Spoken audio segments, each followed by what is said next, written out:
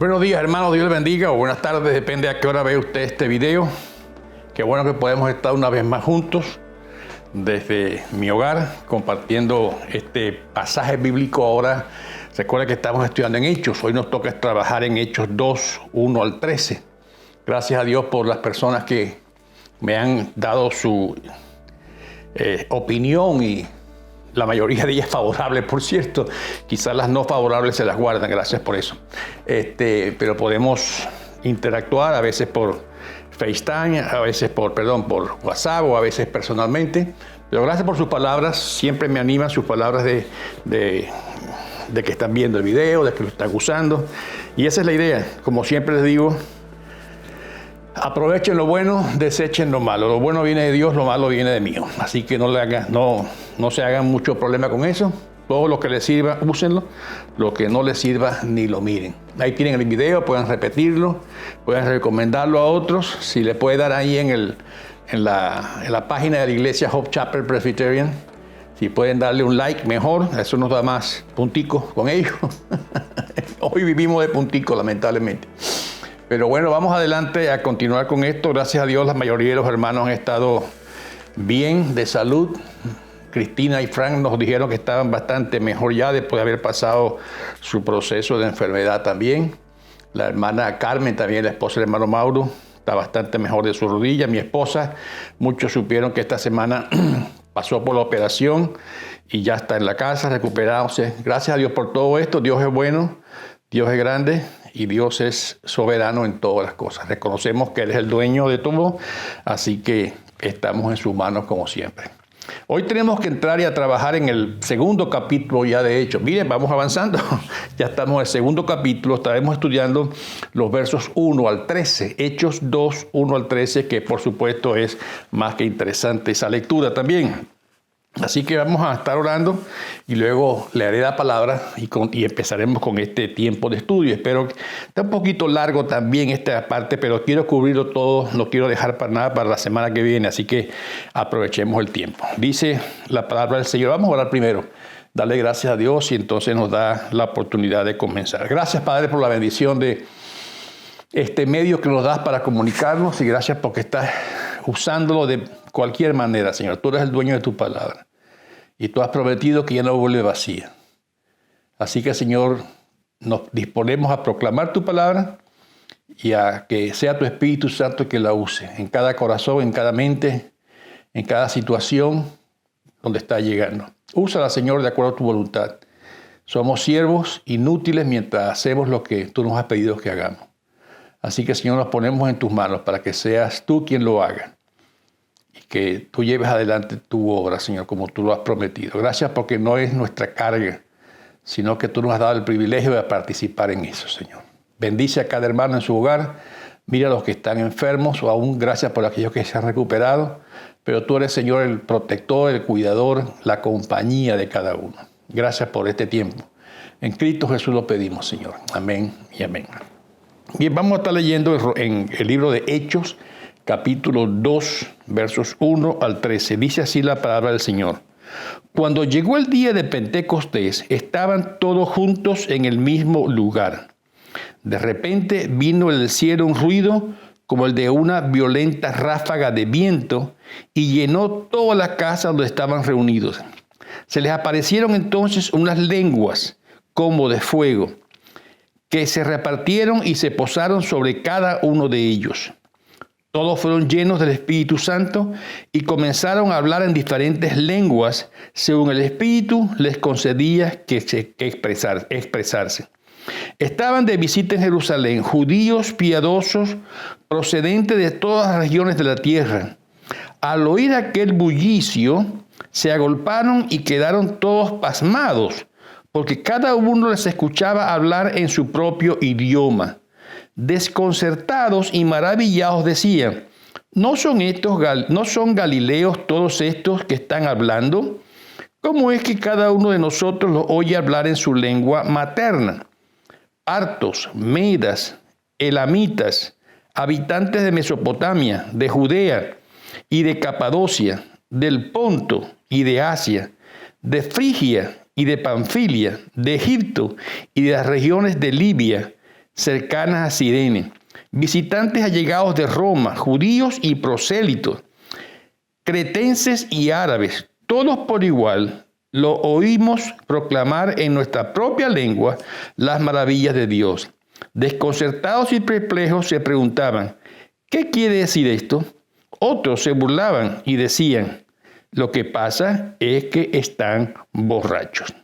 1 al 13, ¿verdad? El capítulo 2 de Hechos. Aquí está una historia por demás interesantísima y que, por cierto, espero que podamos caminar en ella con bastante pie firme, porque sin duda que contiene los temas muy polémicos que ha dado escritura y prédica por mucho tiempo este tema de Hechos 2. Así que vamos a irle caminando con cuidado, sabiendo que el Señor nos dirige en esto. Pero este capítulo 2 nos presenta prácticamente 3 temas muy importantes. Todo el capítulo, por supuesto, vamos a estudiar hoy del 1 al 13 solamente, porque da 3 ideas muy importantes que va a caminar así todo el libro. Primero, habla de la plenitud del Espíritu Santo en esta parte que leímos, o la llenura, algunos lo llaman, o la primera, la llegada del Espíritu Santo de esa manera que llegó allí en Hechos, ¿verdad? Luego vamos a trabajar, ya leímos del 1 al 13, cuando trabajemos del 14 hasta el 41, vamos a estar hablando de los ministerios evangelizadores de la iglesia, ese desarrollo que la iglesia tuvo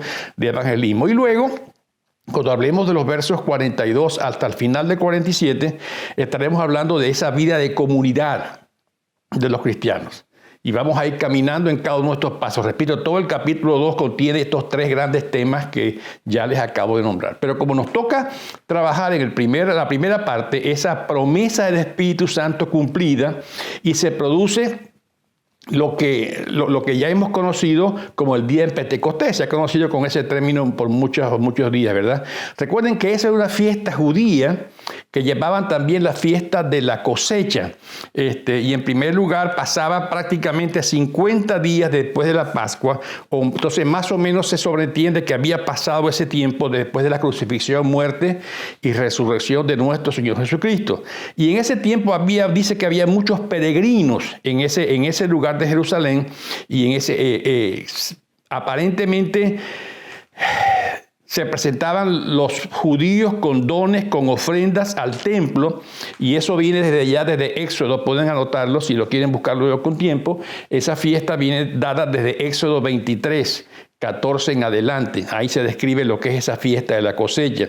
Y se daba más o menos la historia lo dice, entre la cosecha de la recogida de la cebada y la siembra del trigo. Era un periodo especial ahí donde el pueblo venía a ofrecer sus ofrendas a Dios, especialmente en grano, ¿verdad? Y vemos un punto aquí donde decimos, si el Evangelio, como el mismo Cristo había pedido, se iba a extender, como dijo allí en Hechos 1:8, que ya lo estudiamos, hasta los confines de la tierra, sin duda que este era un momento muy propicio para que esto comenzara de esta manera. Porque lo que leímos hace un momento, debido a lo que leímos o por lo que leímos, había gente de todas partes reunida en Jerusalén en ese momento. Y vimos una lista larga de todos. Eran judíos que habían emigrado para toda esa cantidad de sitios, ya estaban ya establecidos, venían a la festividad cada año, pero hablaban ya el idioma de aquel sitio, y una de las experiencias que vieron aquí es que escuchaban lo que decían los apóstoles en su propio idioma. Y vamos caminando en el pasaje porque nos dice que estaban en la casa reunidos. No habla mucho de explicaciones en qué lugar estaban reunidos, y dice que todos, los 120, no sé, no lo explica la Biblia en esa parte. Pero sí dice que en ese momento que estaban reunidos, que ya lo acabamos de leer, dice que viene un viento y fuego, que son los dos términos bíblicos, por cierto, muy bíblicos, que se relacionan siempre con la venida o con la llegada, con la aparición o con la manifestación del Espíritu Santo en el Evangelio. Recuerden una cosa, que esa palabra espíritu en griego también significa viento o aliento. Si ustedes recuerdan el pasaje y pueden buscarlo en sus casas con tiempo, allá en el libro de Ezequiel, capítulo 37, 1 al 14, cuando le dice el Señor al profeta, sopla sobre estos vientos secos, ¿verdad? Y tiene que ver con ese aliento de vida o ese aliento espiritual que podía derramar. Por eso, cuando habla de aliento, también habla del Espíritu. En el versículo 5 lo dice. Recuerden también que Jesús a Nicodemo le habló o le relacionó el Espíritu Santo con el viento. El viento sopla de donde quiere y oye sus sonidos, mas no sabes a dónde viene y a dónde va. Así que esta palabra viento siempre se relaciona mucho con espíritu porque tiene que ver con neuma, la palabra neuma también, y tiene que ver también con regeneración o cambio, como en el caso de Nicodemo lo habíamos visto. Y también recuerden que cuando Juan el Bautista predicaba, usaba también estos términos. Si lo quieren buscar en Lucas 3, 16 al 17, repito la cita, para aquellos que dicen que yo hablo muy rápido y no, se les pasa la cita, habla también del viento en Lucas 3, 16 al 17. Y también habla del fuego, cuando él dice que la paja que levanta, que avientan, esa paja es limpiada por el viento porque cae grano y se lleva la paja. Y también, por supuesto, habla también del fuego, allí en ese pasaje de Lucas 3, 16 al 17. Son esa simbología de juicio cuando habla de viento, ¿verdad? Y de fuego. Y el Evangelio y la venida del Espíritu Santo, como lo dice ahí claramente, que llegó en esos dos símbolos, viento y fuego. Y lo que nos enseña, por ejemplo, 2 Corintios 2, 15 y 16, lo voy a buscar para ustedes para que lo tengamos todos juntos.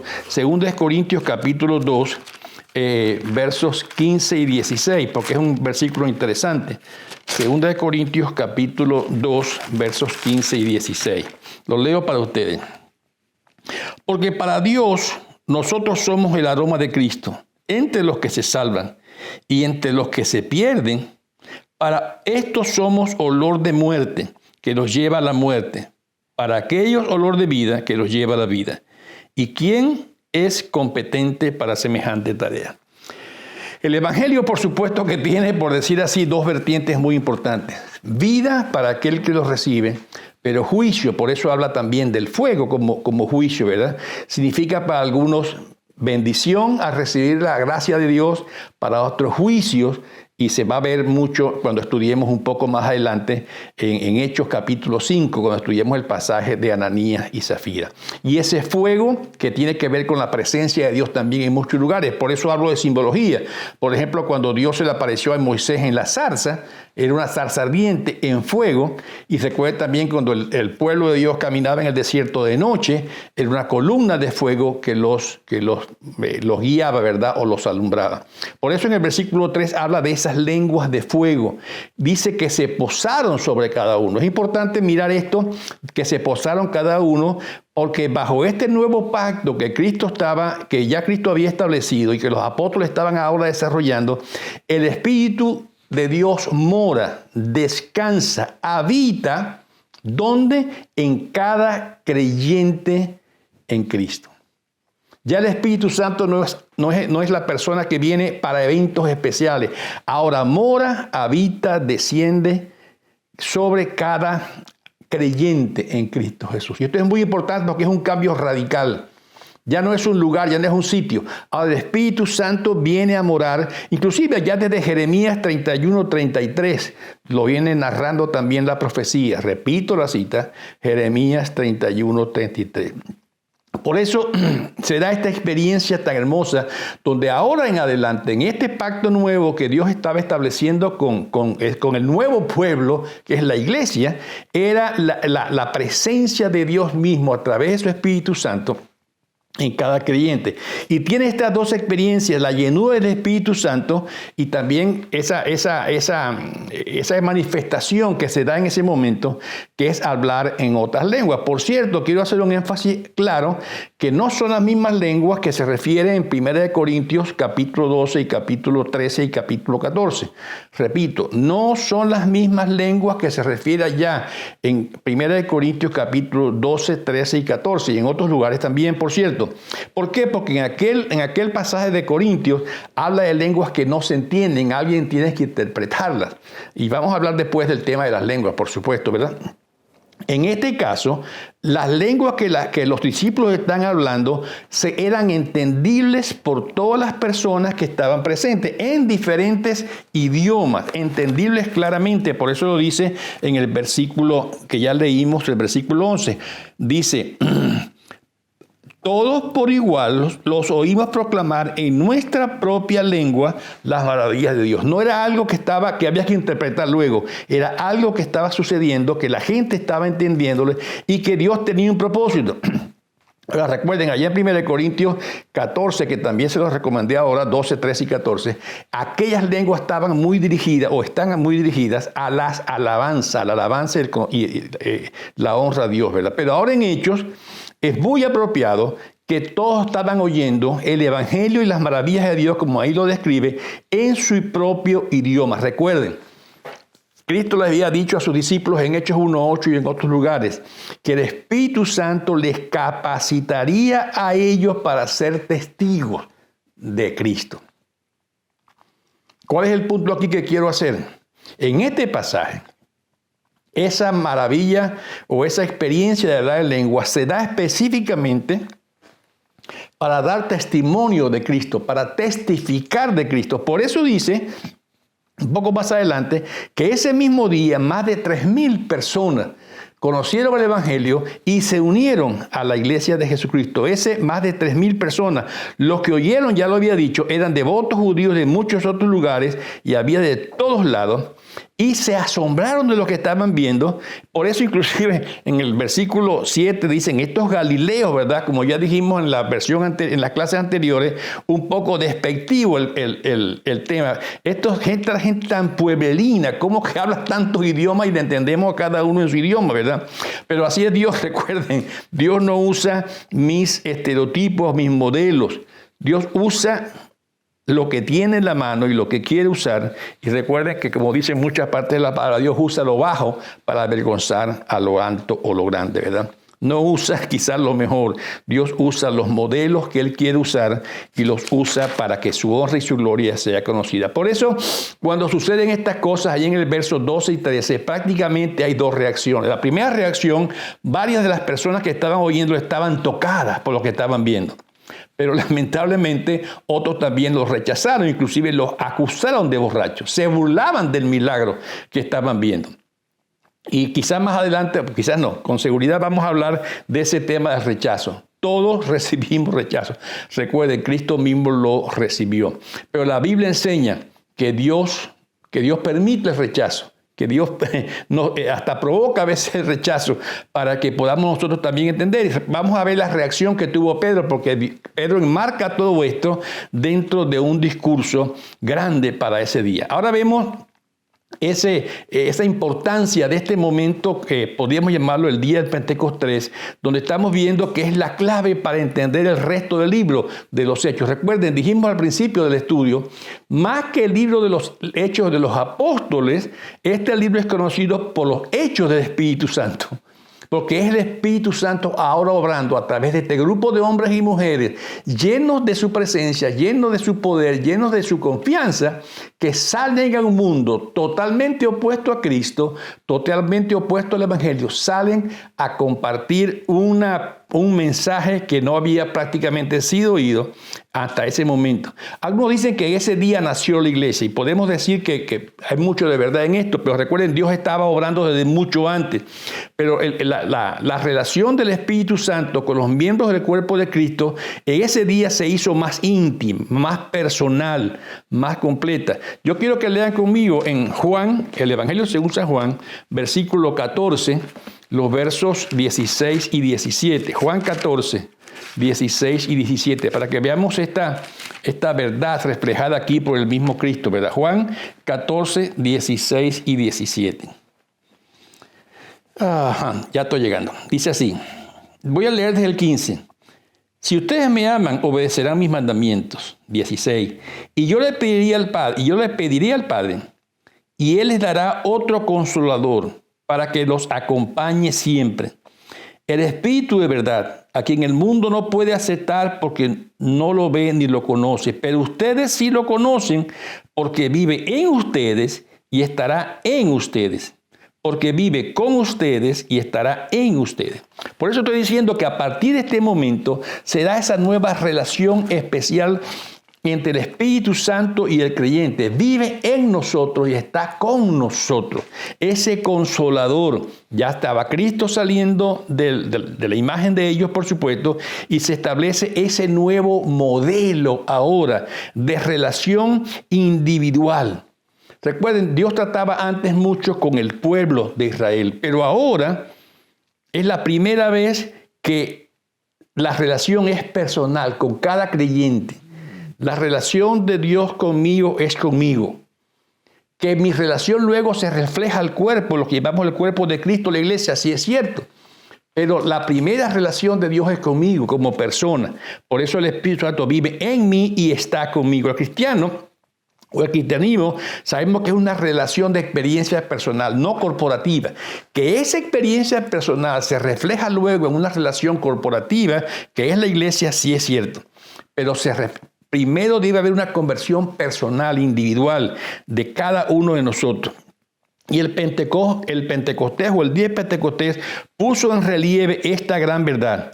Como creyentes ahora tenemos el nuevo poder para hacer cada uno de nosotros el ministerio que Dios nos ha asignado a hacer. Ahí cuando estudiamos el capítulo 1 de Hechos, los versículos 1 al 11, vimos la importancia que tenía el Espíritu Santo para el ministerio.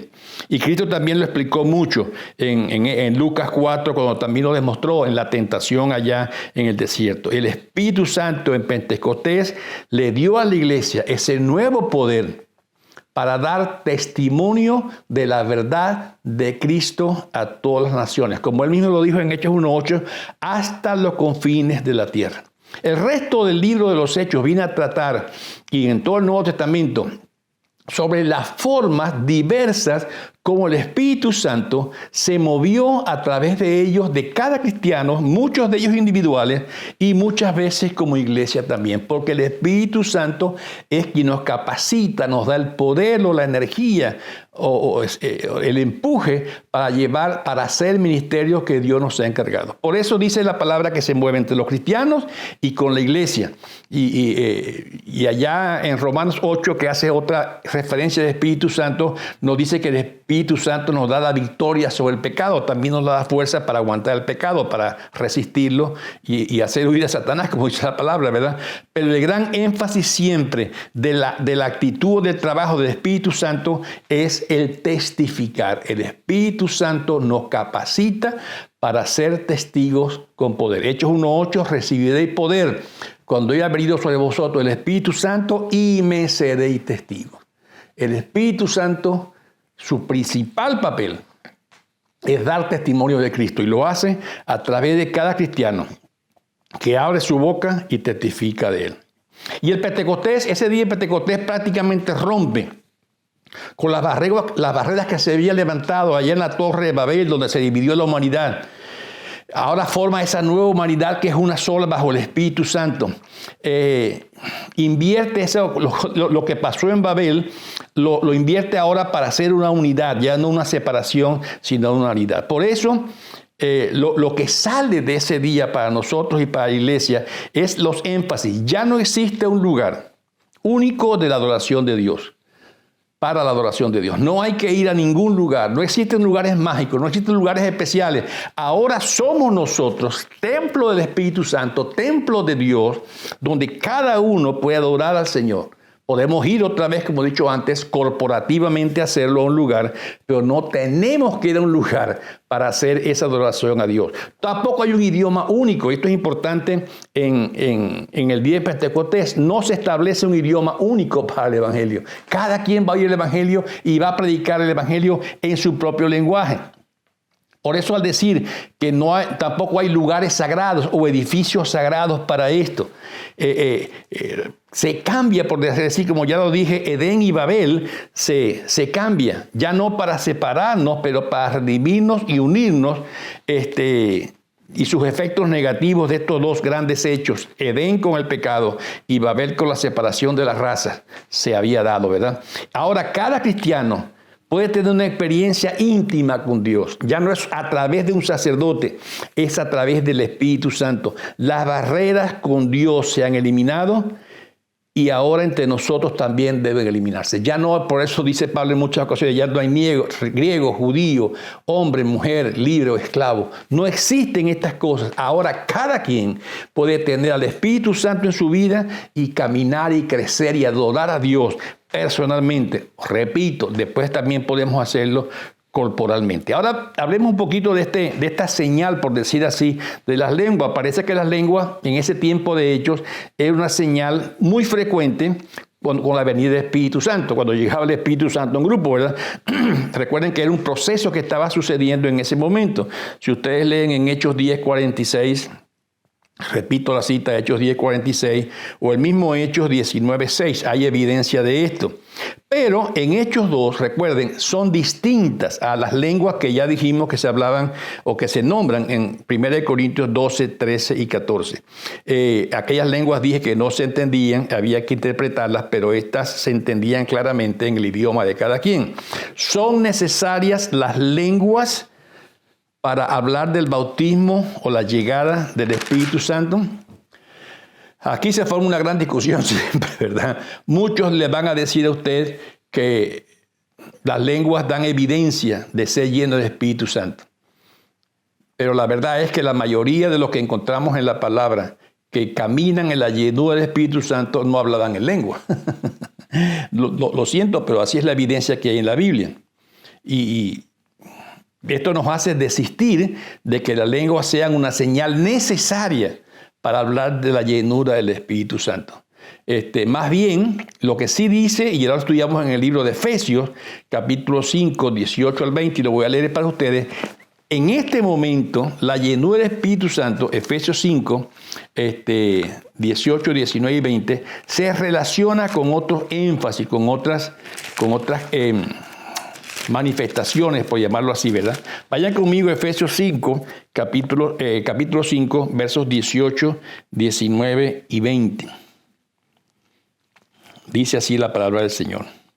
No se emborrachen con vino, que lleva al desenfreno. Al contrario, sean llenos del Espíritu Santo. Escuchen, anímense unos a otros con salmos, himnos y canciones espirituales. Canten y alaben al Señor de corazón, dando siempre gracias al Padre, dando siempre gracias a Dios el Padre, por todo en el nombre de nuestro Señor Jesucristo. Inmediatamente que Pablo habla da la orden, sean llenos del Espíritu Santo, no lo relaciona con las lenguas, lo relaciona con anímense unos a otros, con salmos, himnos y cánticos espirituales. Canten y alaben al Señor en su corazón. Den gracias al Padre por todo, en el nombre de nuestro Señor Jesucristo. Es el énfasis que hace Pablo ahí en Efesios, sobre el tema del Espíritu Santo. No hay verso bíblico que diga directamente y claramente que las lenguas tienen que acompañar a la llenura o el bautismo, la llegada del Espíritu Santo a la vida de nadie. Claramente. Vamos a hablar un poquito más adelante de ese tema y lo voy a tomar otra vez. Pero ahora hablamos de la idea del rechazo. Y a pesar de una gran demostración y la reacción tan buena que estaba teniendo en muchos, en otros había un rechazo. Y recuerden una cosa, hermano. El rechazo del Evangelio es un tema que debemos aceptar y debemos creer. Debemos de esperar rechazo y no debemos desanimarnos por el rechazo cuando éste aparezca. Yo diría que si el Evangelio le gusta a todos, entonces no estamos haciendo lo que Dios quiere que hagamos. Recuerden una cosa, el Evangelio es tan radicalmente distinto al pensamiento humano, y lo estudiamos cuando hablamos de la cultura, del pensamiento de hoy, que es lógica la oposición. Recuerden una cosa también, ya voy a repetir esto, el Evangelio es tan radicalmente opuesto al pensamiento de hoy que la oposición es lógica. El Evangelio va en contra de lo que se pide del pensamiento actual, inclusive en el tiempo de Cristo. A Jesús lo rechazaron también. Si ustedes recuerdan en Marcos 3:22, le estaban acusando de que sus milagros y sus hechos estaban siendo dirigidos por el diablo. Y Cristo les responde a esa acusación, les responde. En Marcos 3, 22 hasta 30, es la acusación de que estaba haciendo, lo señalan de que estaba actuando por el poder del diablo, y la respuesta de Cristo. Marcos 3, 22 al 30. Y si ustedes quieren ver también, 2 de Corintios 2, 16, nos habla de que el crecimiento de la rebeldía era evidente. El evangelio a muchos lo van a aceptar y abrir sus brazos, pero muchos otros lo van a rechazar y a rebelarse contra él. Pero lo que está hablando el tema del Pentecostés es que esa intimidad con Dios y la alegría de la adoración es evidente a aquel que es poseído, lleno, habitado por el Espíritu Santo. Ya lo habíamos dicho. Pentecostés abrió esa puerta para tener esa relación íntima, personal con Dios. Y les advierto una cosa, es una relación sobrenatural. Dios con nosotros, Emmanuel, es una relación sobrenatural. Y debemos poner mucha atención al siguiente tema, porque ¿qué es el cristianismo? ¿Qué es el cristianismo? Por supuesto, el cristianismo es una aceptación racional de las verdades del Evangelio, seguida por un esfuerzo personal para vivir de acuerdo a lo que la Biblia enseña, o es algo más. Por eso yo comparo a veces, lo he hecho en otras ocasiones, comparo esto con el estar enamorado. Hace poco tuvimos una boda de una sobrina muy querida de nosotros, y por supuesto hubo una parte legal que llenar. Pero sin duda que en la boda hubo unas grandes expresiones de emociones, por supuesto, entre la pareja que se estaba casando y aún entre los familiares que estaban con ellos rodeándolo, donde se veía no solamente que una parte que estaban firmando un papel, sí, tú eres mi esposa, sí, yo soy tu esposo. No, estaban siendo ahora evidentes las emociones de amor que había entre ellos. Igual con el cristianismo. Sí, aceptamos las verdades bíblicas, aceptamos las verdades del Evangelio, pero existe en nosotros un entender y un aceptar que esas verdades, aunque es clave para el cristianismo, pero también hay una evidencia emocional de conocer a Dios en medio de nosotros. Es como estar enamorado. No es solamente firmar un papel, es cuestión de experimentar esa sensación de que Dios nos ama, de que Dios está con nosotros, aceptando las verdades, pero también ese desarrollo personal de enamoramiento con Dios. Y siempre hay algo más. Tenemos esa experiencia viva y verdadera con Cristo Jesús a través del Espíritu Santo, tanto en la vida personal del cristiano, además de esa adoración comunitaria. Cuando nos reunimos los cristianos podemos experimentar también. Podemos leer, por ejemplo, en Romanos 5:5. Miren conmigo Romanos 5:5. Un versículo interesante.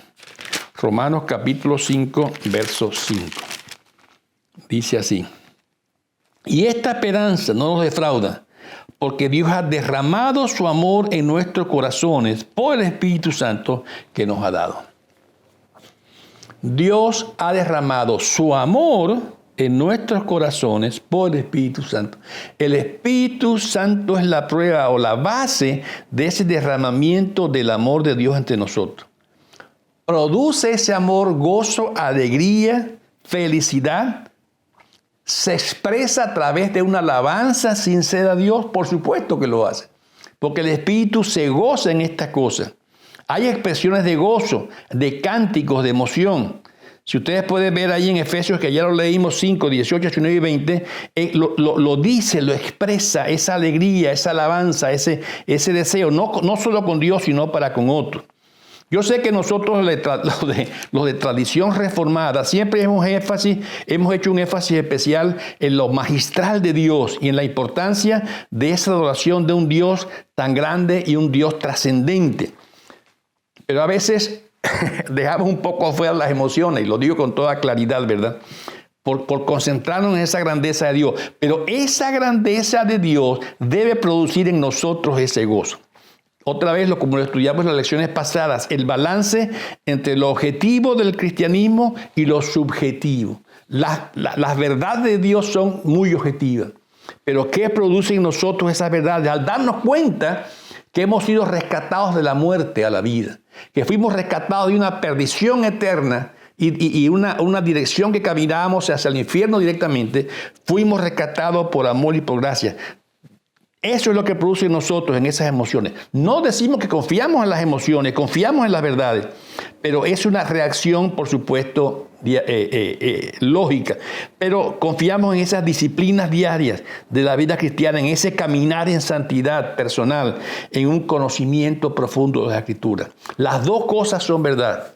Conocer a Dios profundamente produce en nosotros el deseo de alabar, de regocijarnos en Dios, de concentrarnos en todo eso, ¿verdad? No tenemos que concentrarnos, por supuesto, ya lo hemos dicho, en las experiencias subjetivas, pero sí, descuidando el esfuerzo diario laboroso que implica desarrollar a través de la palabra esa mentalidad cristiana y que nos da esa vitalidad influyente en mis decisiones y en mi modo de comportarme. Tenemos que tener cuidado con eso, porque es muy común hoy en día ver a muchos cristianos que adoran a Dios el domingo en la mañana con mucho fervor, con muchas manos levantadas, quizás hasta con mucha intimidad, pero el lunes por la mañana, cuando llegan a sus trabajos, entonces su comportamiento, su actuar, no dejan para nada ver ese fervor cristiano. Se comportan más bien como un anticristiano. Aún no solamente en su trabajo, en su propio hogar y en su propia familia, que es lo gran delicado. El domingo, lo cantamos hace años en una cantata en Venezuela, el domingo muy santurrones, pero el lunes por la mañana muy mundanos. Y lamentablemente lo hay. Ahora, no estoy diciendo que eso debe desanimarnos a expresar nuestras emociones, no estoy diciendo eso, pero sí debemos buscar una relación íntima con Dios, de mente y de corazón, y hacerlo de una manera muy sincera. Miren, vamos a ver un momento en 2 Corintios, 2 Corintios, porque fue la experiencia de Pablo, capítulo 12. 2 Corintios, capítulo 12, los versos 1 al 6. Una experiencia de Pablo muy interesante. 2 Corintios capítulo 12, versos 1 al 6. Dice así: me veo obligado a jactarme, aunque nada se gane con ello. Paso a referirme a las visiones y revelaciones del Señor. Conozco a un seguidor de Cristo, que hace 14 años fue llevado al tercer cielo. Está hablando del mismo. No sé si en el cuerpo o fuera del cuerpo. Dios lo sabe. Y sé que este hombre, no sé si en cuerpo o aparte del cuerpo, Dios lo sabe, fue llevado al paraíso y escuchó cosas indecibles que a los humanos no se permite expresar.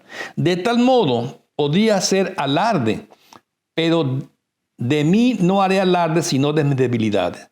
Sin embargo, no sería insensato si decidiera jactarme, porque estaría diciendo la verdad, pero no lo hago, para que nadie suponga que soy más de lo que aparento o de lo que digo. Pablo tenía experiencias grandísimas en el Señor, pero no esa era su jactancia. Debemos adorar a Dios de una manera muy íntima, pero cuidado con la falta de ética en el trabajo. Las grandes verdades conocidas de Dios pueden ser ese punto de partida muy importante para vivir también esas experiencias estimulantes desde el punto de vista espiritual y emocional. También pueden ver, por cierto, Romanos capítulo 11, versos 33 al 36. Repito, Romanos capítulo 11, versos 36 en adelante. Ahora, yo quiero leer esta parte porque está interesantísima, ¿verdad? Disculpen que lo haya pasado. Romanos capítulo 11, verso 33. Véanlo conmigo para que vean la expresión de Pablo aquí. Y ustedes me van a decir cómo es la doxología final desde esa parte, ¿verdad? Qué profundas son las riquezas de la sabiduría y el conocimiento de Dios. Qué indescifrables sus juicios e impenetrables sus caminos. ¿Quién ha conocido la mente del Señor? ¿O quién ha sido su consejero? ¿Quién le ha dado primero a Dios para que luego Dios le pague? Porque todas las cosas proceden de Él y existen para Él. Y al final dice, a Él sea la gloria por siempre. Amén. Ahí vemos a Pablo conociendo o hablando de las grandes verdades de Dios y cómo le produce al final ese grito. Yo no diría que él dijo, a él sea la gloria. Yo diría que lo expresó con mucha fuerza. A él sea la gloria. Por siempre. Amén. Porque eso es lo que produce. El conocer las grandes verdades de Dios debe producir en nosotros una explosión de alegría, una explosión de alabanza, de canto, de adoración, donde buscamos más de Dios. Y yo sé que a veces decimos estas cosas y decimos, ¿qué estamos buscando, por ejemplo, en la música de nuestra iglesia? Estamos buscando que suene muy bien. ¿Qué es mejor, hacerlo que suene bien o hacerlo de una profundidad de corazón? Y no soy quien yo para jugar, ni nadie puede jugar al otro. A veces podemos ver al hermano que está dirigiendo la alabanza en la iglesia, quizás muy conmovido por la adoración. Y espero que así sea. En mi iglesia lo hacemos y yo espero que los que están allá parados lo hagan también en esa sinceridad de corazón. La Biblia, tanto en Éxodo como en Levítico, nos narra la calidad de adoración que había en el pueblo de Dios y era muy alta. Pero no podemos nosotros concentrarnos en la calidad musical, en la calidad de la letra o en la calidad de las voces. Nuestra concentración está en el conocer a Dios de una manera profunda. La adoración debe llevarnos no a alabar a quien canta o a los músicos quien tocan, debe llevarnos a adorar a Dios, a esa calidad profunda de relación con Dios. Así que cada quien es responsable. Cuando vamos a la iglesia a adorar a Dios, los músicos son responsables, los adoradores, los que cantan, los que dirigen la alabanza son responsables y cada quien también en la silla son responsables de estar centrados en Dios más que en la música que cantamos, y lo dejo ahí para no crear más discusión, ¿verdad? Pero habla de que se manifiesta el poder del Pentecostés en nuestro tiempo. Recordemos que ese poder lo usamos en los hechos como una energía, como una capacitación para ser testigos de Cristo. El Espíritu Santo vino a dar testimonio de Cristo, no de nosotros. Esto no es mágico, pero sí, sin duda que nos evita los problemas. Allí en Romanos capítulo 8, 18 al 27 y un poco más todavía, nos narra estas cosas. Esto no nos evita los problemas de la vida. Los problemas de la vida nos siguen afectando. Aunque tenemos al Espíritu Santo que nos anima a meditar, como ya lo dijimos en Romanos 8, 18 al 27, Dios, rompiendo esas barreras de cultura y todo esto, superó esas barreras y nos da a nosotros la capacidad de adorar en nuestra propia lengua. Ya no hay una lengua especial para adorar a Dios. Cada pueblo puede hacerlo. En nuestra propia cultura, cada uno en la suya. Dios rescata cada cultura que hay sobre la tierra. Hoy no hay culturas superiores a otras o que tienen que adorar a Dios con este tipo de música. Cada quien en su pueblo puede tener esa música, ¿verdad? Nos enseña a todos nosotros eso. Y en los Hechos dice que hay una sola iglesia con diferentes culturas. Y también lo dice allá en Apocalipsis 7, 9 y 10, una iglesia de muchas culturas. Y así lo narra, no hay cultura especial o cultura única para Dios. Si las lenguas son para hoy o no, repito, esa discusión nos ha dado mucho que hablar y mucho que decir, hasta mucha separación, lamentablemente.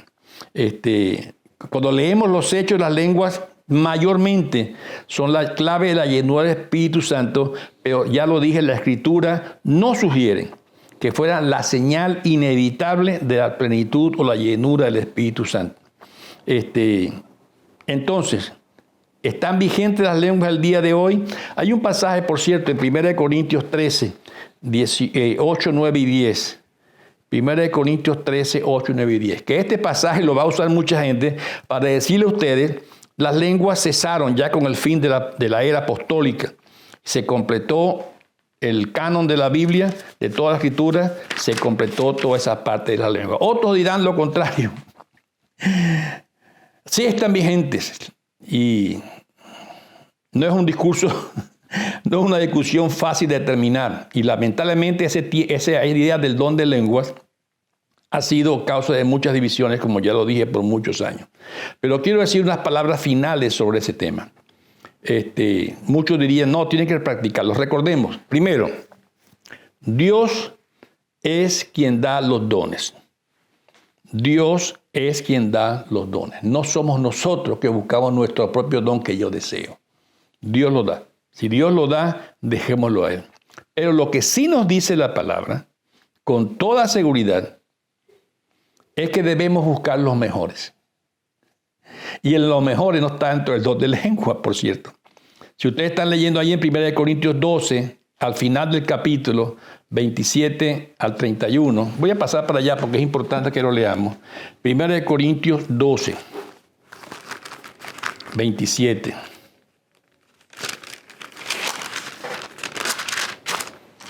Estamos leyéndolo. 27 en adelante. Por tanto, cualquiera que come el pan o beba de la copa del Señor, 1 Corintios, déjenme corregir, está correcto. 1 Corintios 12, no está correcto el versículo 12. Ahora bien, ustedes son el cuerpo de Cristo y cada uno es miembro de su cuerpo.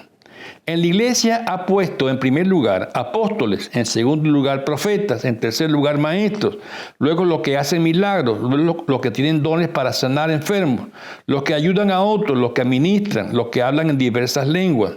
¿Son todos apóstoles? ¿Son todos profetas? ¿Son todos maestros? ¿Hacen todos milagros? ¿Tienen todos don de sanar enfermos? ¿Hablan todos en lenguas? ¿Acaso interpretas todos? Ustedes por su parte ambicionen los mejores dones.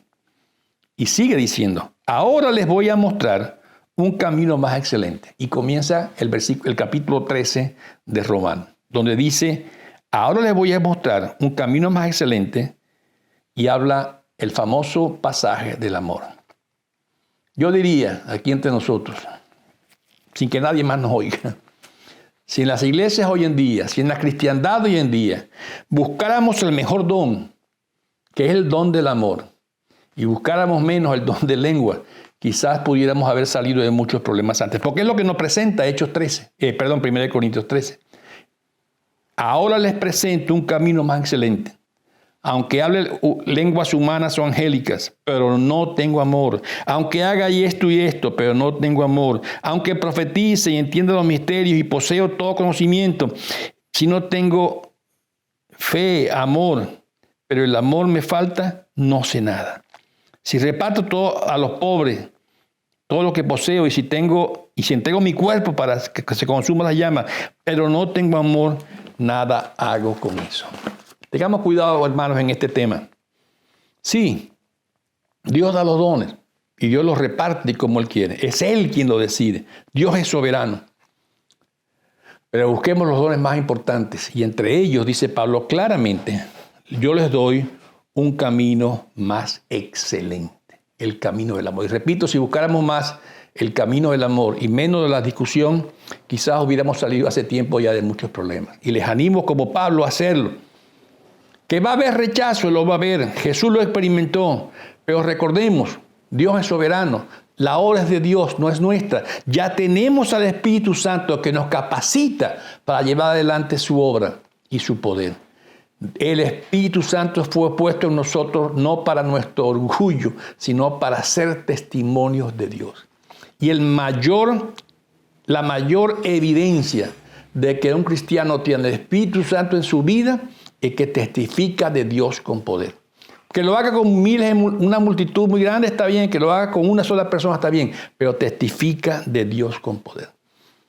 Y yo podría decir que más que evidencia que las lenguas, el amor es la evidencia más clara del Espíritu Santo en tu vida y en mi vida. Yo los animo, a todos nosotros nos animo a buscar el amor como la mayor evidencia. El mundo necesita ver que nos amamos entre nosotros para que sepa que somos discípulos de Cristo, y nos anima a amar a otros también como Cristo nos amó a nosotros. Lo dejo con esta reflexión, hermanos.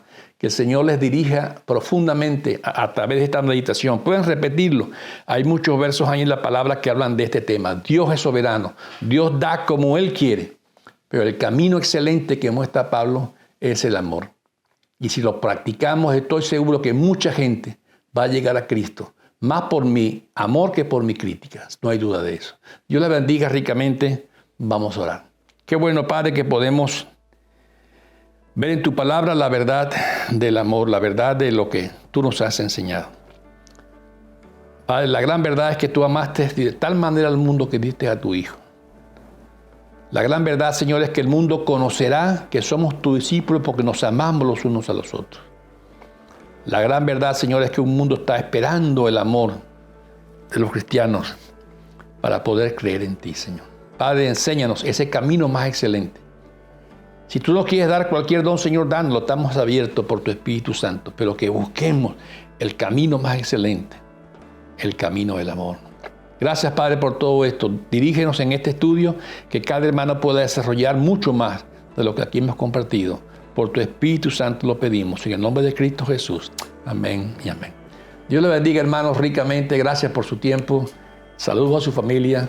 Hasta la próxima.